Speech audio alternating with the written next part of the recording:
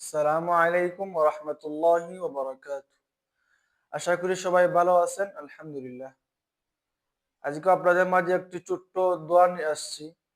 রাসূল সাল্লাল্লাহু আলাইহি ওয়াসাল্লাম শিখিয়েছেন, ربنا ظلمنا أنفسنا وإن لم تغفر لنا وترحمنا لنكونن من الخاسرين।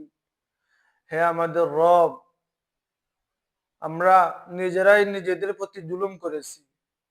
তা আপনি যদি ক্ষমা না করুন, দয়া না করেন, তাহলে আমরা গুনাহের অন্তর্ভুক্ত হয়ে যাই।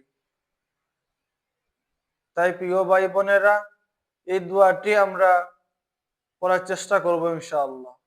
আল্লাহ যেন আমাদেরকে তৌফিক দান করুন। আমিন।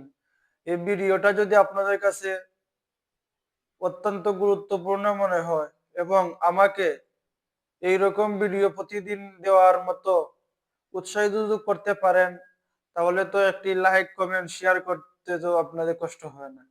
তাই বলি, একটু লাইক কমেন্ট শেয়ার করে আমার নতুন পেজ হুসাইন আহমেদ 260 এই পেজটাকে আপনারা বড় করতে সাহায্য করবেন ইনশাআল্লাহ। আসসালামু আলাইকুম রহমতুল্লাহি ওয়া বারাকাতুহু।